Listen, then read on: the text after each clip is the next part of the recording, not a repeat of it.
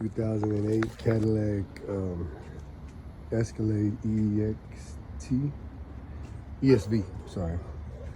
We're going to be replacing the transmission. Can't get a good angle through there, but right there, that transmission line right there, to the top width.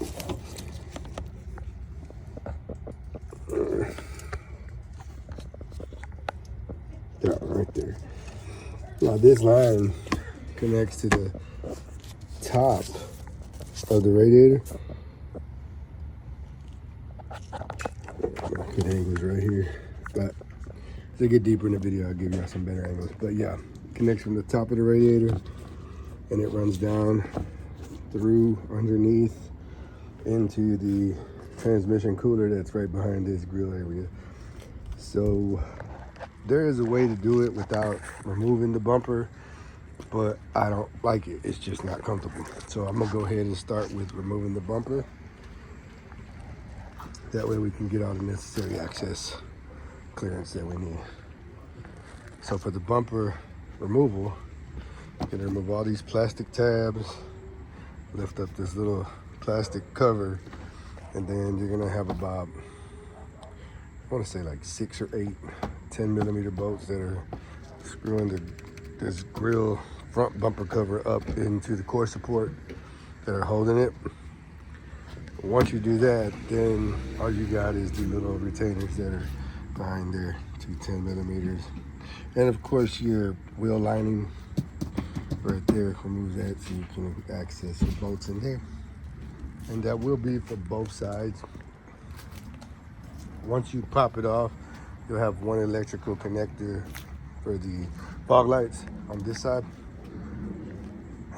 Just do all that, get it off, and then you'll be ready to attack. So once the front bumper cover is removed, this is the transmission cooler. The line in question is going to be this one. So what I did was, down there in the back, was I kind of just broke it off, all the plastic into there. Because if you don't, it's going to be crazy to try to fish that through. So I just went underneath and just broke the plastic off. That way I can just fish the lines through a lot easier. But yeah, you remove the clip there, and then remove the clip from the top line right there, and then work it out, work it back in the stuff. So I took out the clip holding the line in through here. So as you can see, it runs up underneath right there. And we're looking at this one, just that loose one. Then it runs back through there and back up to the radiator.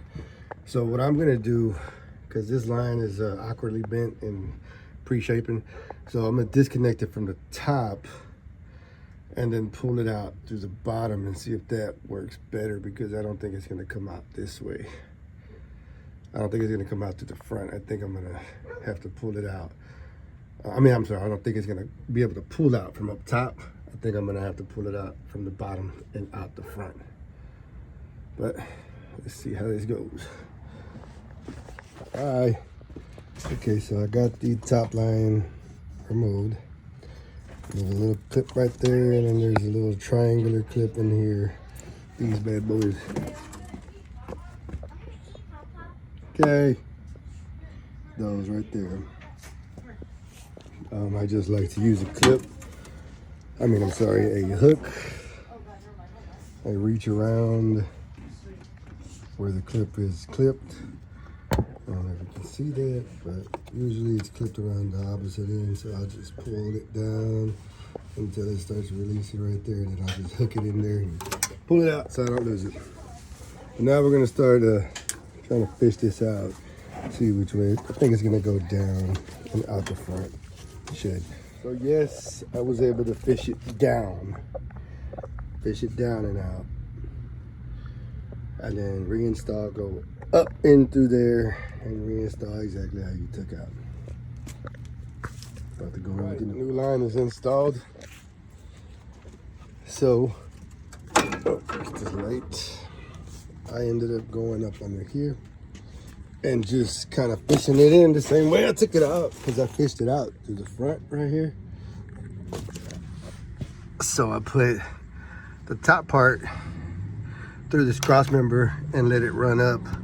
Got it positioned, came back down here, ran this one the rest of the way up. This is the plastic that I cut so I could have access to do this, because otherwise you're gonna have to remove all kind of other stuff just to get the access to pull these out. You're gonna have to remove this whole plastic piece right there. I just figured it was easier just to do it like this.